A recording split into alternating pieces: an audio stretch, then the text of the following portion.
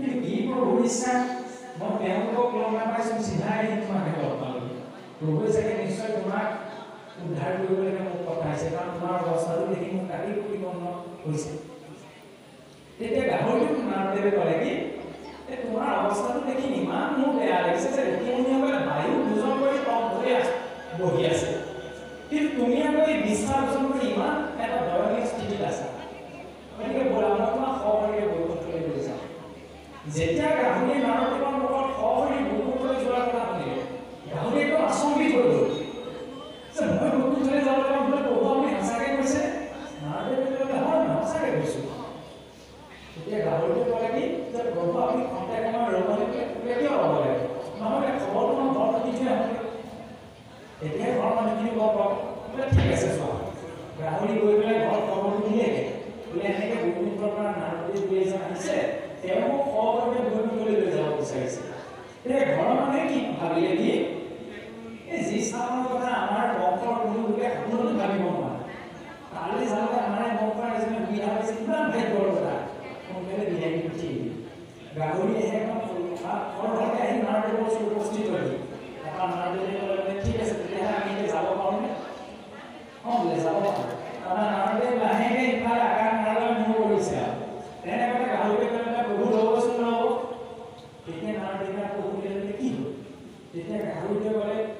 প্ৰভু মই আপোনাৰ লগত এতিয়া যামহে যাম যোৱাৰ আগত আপোনাৰ কথা এটা সুধিব লাগিব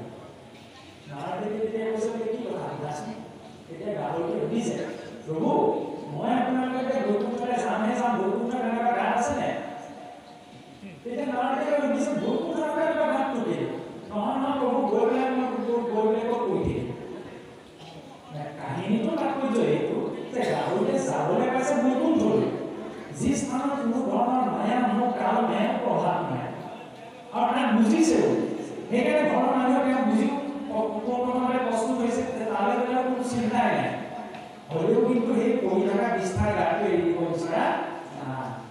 ঠিক তেনেদৰে আমাৰো স্থিতিও সেই গাহৰিটোৰ নিচিনাই হ'ব চাওকচোন এইখন অসমতে মহাপুৰুষ দুজনাই আমাক সমস্ত 4 শাস্ত্ৰৰ তত্ত্ব আনি গৃহে গৃহে দি দিয়ে সকলোৱে বৃহৎ অন্তত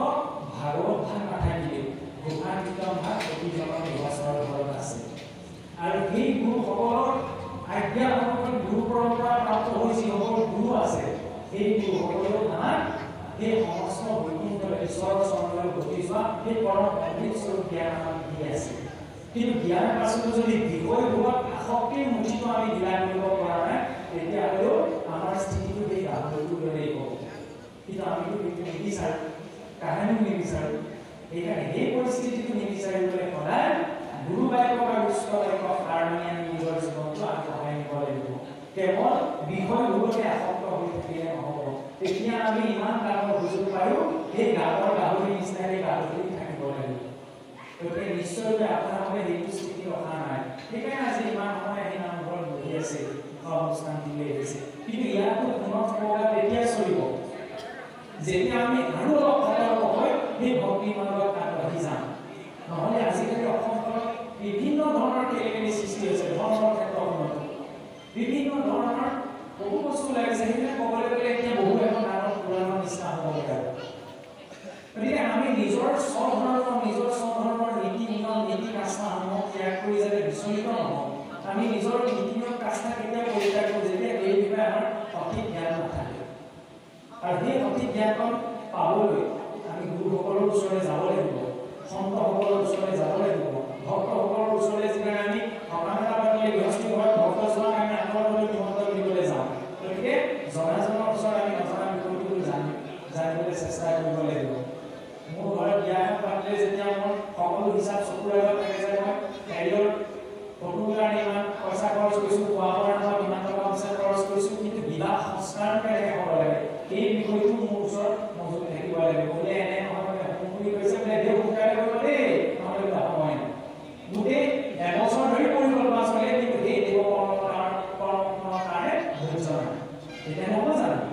নহয়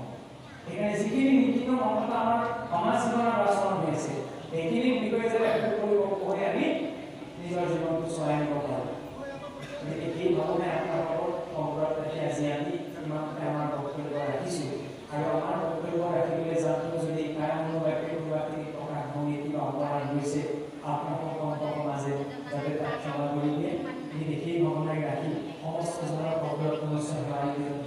আমাৰ বক্তব্য ইমানতে ৰখা হৈছে। কৃষ্ণ মই অজ্ঞানীয় বৰহাটো তামানে আছে তোৰ ভজত যত নিজ কৃপা গুণে আপুনি সন্তোষে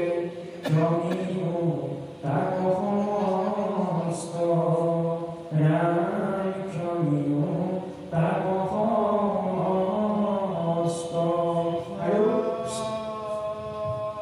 Oh, Hari